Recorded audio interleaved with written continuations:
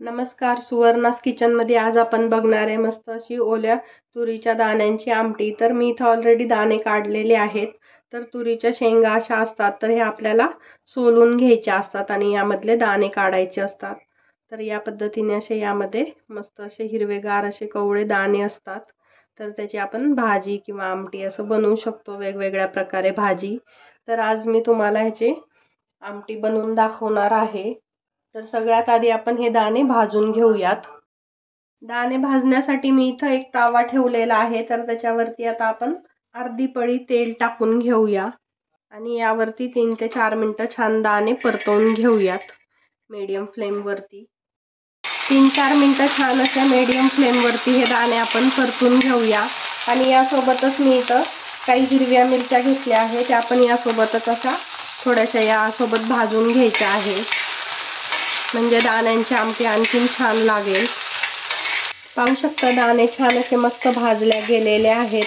तर आता आपण गॅस बंद करूया आणि हे एका मिक्सरच्या भांड्यामध्ये काढून घ्यायचे आहेत आणि हलके असे कोमट झाल्यावर जाडसर याला बारीक करून घ्यायचं आहे। तर हे संपूर्ण दाणे थोडे कोमट झाल्यानंतर मी मिक्सरला असे जाडसर बारीक करून घेतलेले आहे आणि त्यासोबतच जे हिरव्या मिरच्या घेतल्या होत्या त्या आपण बारीक केलेल्या आहे। तर आता फोडणी बघूया। भाजीसाठी मी इथं कढई ठेवलेली आहे गरम होण्यासाठी। आता त्यामध्ये आपण एक मोठा चमचा तेल टाकून घेऊया। तेल थोडंसं गरम होऊ द्यायचं।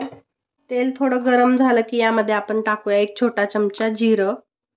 जिरं चांगलं फुलल्यानंतर यामध्ये टाकायचा आहे कांदा बारीक चिरलेला।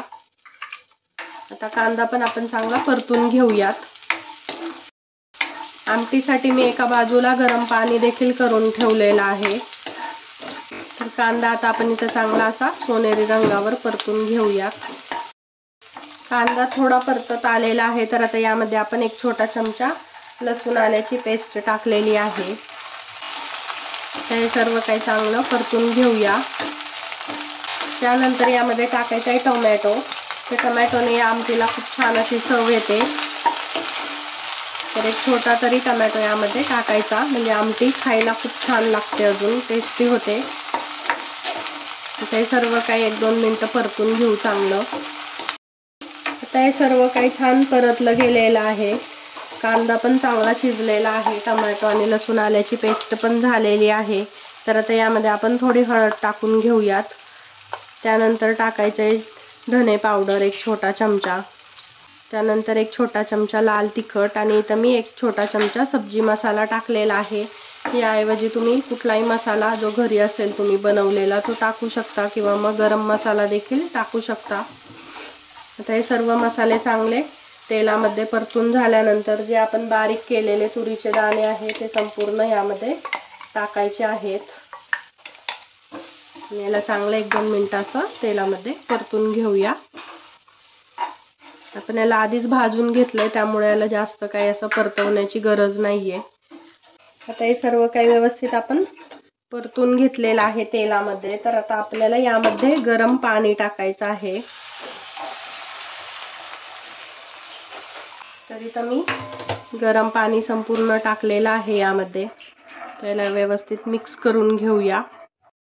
आता यामध्ये आपण चवीनुसार मीठ टाकून घ्यायचं आहे आणि याला 5 ते 6 मिनिटं चांगलं शिजवून घ्यायचं आहे। झाकण न ठेवता पण शिजवलं तरी चालेल। आमटी छान अजून आपली दाटसर होईल आणि एकसारखी छान अशी शिजेल। पाहू शकता 5 ते 6 मिनिटांनंतर भाजी मस्त अशी छान शिजलेली आहे आणि मस्त अशी दाटसर पण झालेली आहे। तर आता ही आमटी मस्त अशी तयार झालेली आहे। तर आता या स्टेजला यामध्ये कोथिंबीर टाकून घेऊया आणि मस्त आता गॅस बंद करून गरमागरम सर्व करायला घेऊया। तर रेसिपी तुम्हाला कशी वाटली मला कमेंट करून सांगा। आवडली असेल तर लाईक करा, शेअर करा, चॅनलला सबस्क्राईब करायला विसरू नका। परत भेटू एका छानशा रेसिपी सोबत। धन्यवाद।